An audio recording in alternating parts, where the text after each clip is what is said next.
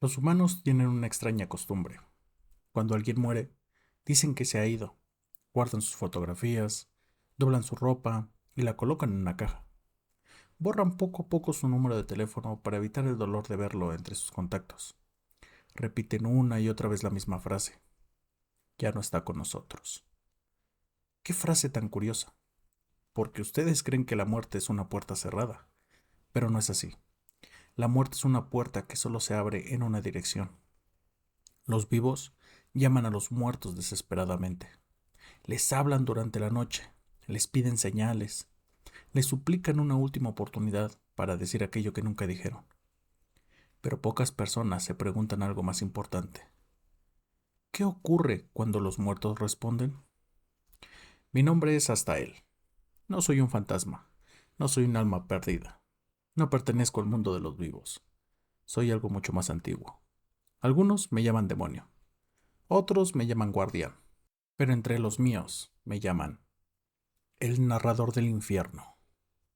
Comenzamos.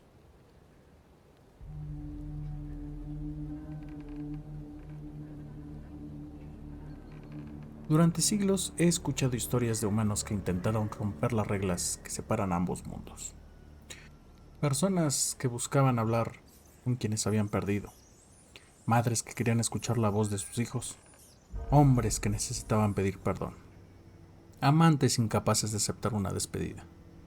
Y aunque la mayoría de estas historias terminan de la misma manera, siempre existe alguien dispuesto a intentarlo.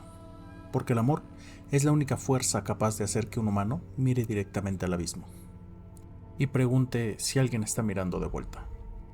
Esta es la historia de Laura, una mujer que descubrió que algunas llamadas sí reciben respuesta, pero nunca preguntó cuál era el precio. Laura tenía 30 años cuando conoció a Juan. No fue una historia extraordinaria al principio.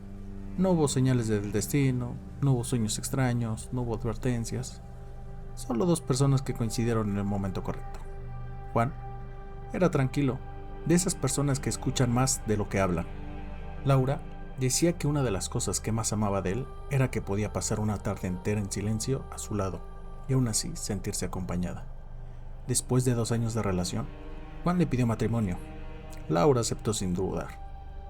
La boda fue exactamente como ella lo había imaginado. Familia, amigos, música, fotografías. Dos personas prometiendo pasar el resto de sus vidas juntos. Pero hay algo que Laura recordaría para siempre de aquella noche. Algo en que ese momento no parecía importante. Algo que años después se convertiría en la primera pieza de una pesadilla. Durante la celebración, cerca de la noche, Juan desapareció durante unos minutos. Laura lo encontró detrás del salón. Estaba solo, hablando por teléfono. No estaba sonriendo, no estaba celebrando. Estaba pálido, preocupado. La mano le temblaba mientras sostenía el móvil. Laura se acercó lentamente. No quería interrumpirlo. Pero antes de que Juan notara su presencia, escuchó una frase. Una frase que jamás olvidaría. No puede ser ahora. Hubo una pausa. Juan miró hacia la oscuridad del jardín. Acabo de casarme.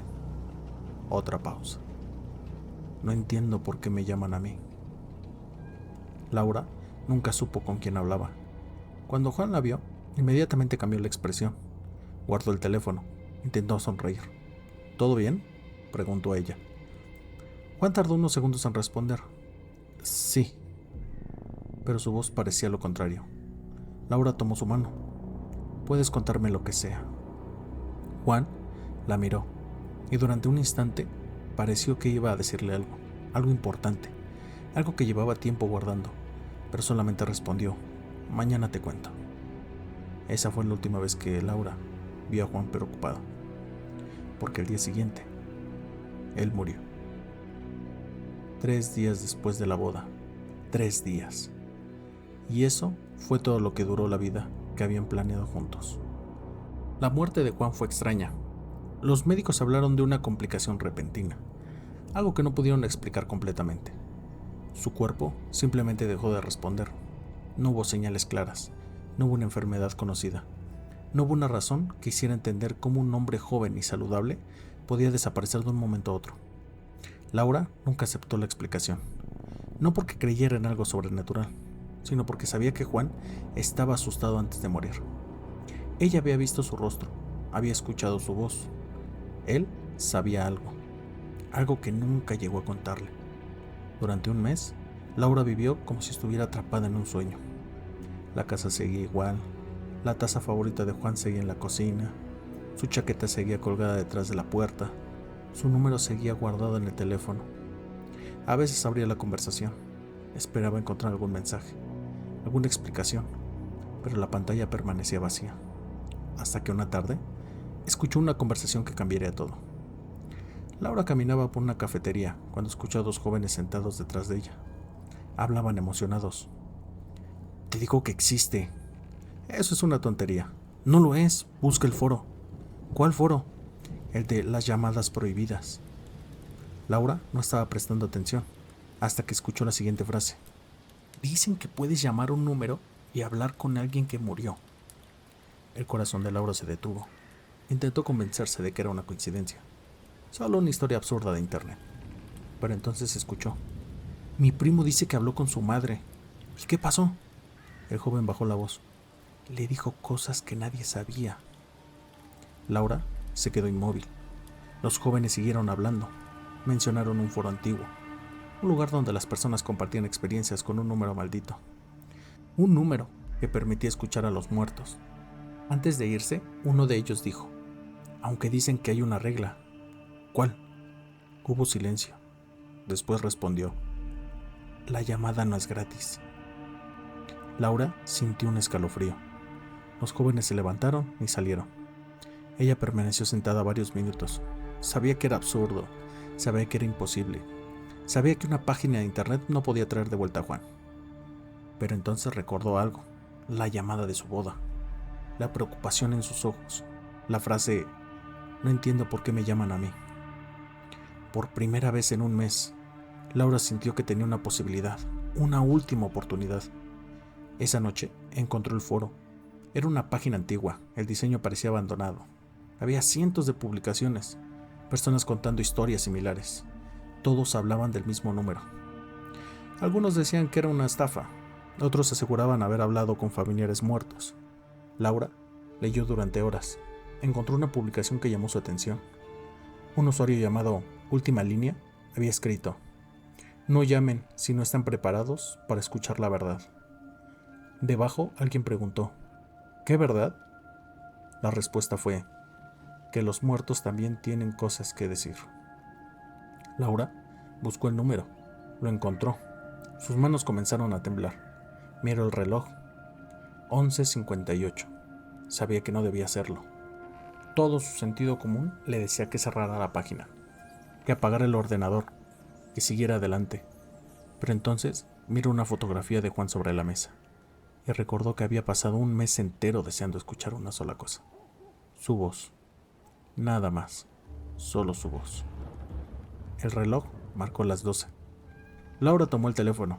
Marcó. El primer tono sonó. Después el segundo. Después el tercero.